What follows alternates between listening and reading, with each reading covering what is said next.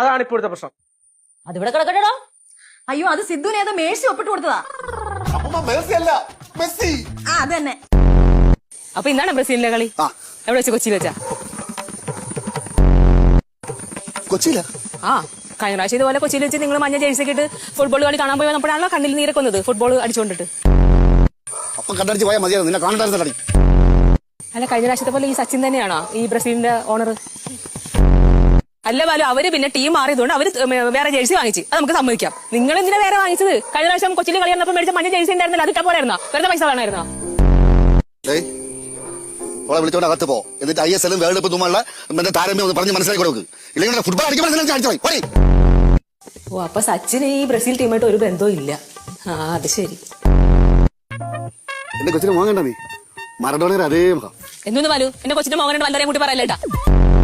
ലോക ഇതിഹാസ footballer Diego Maradona.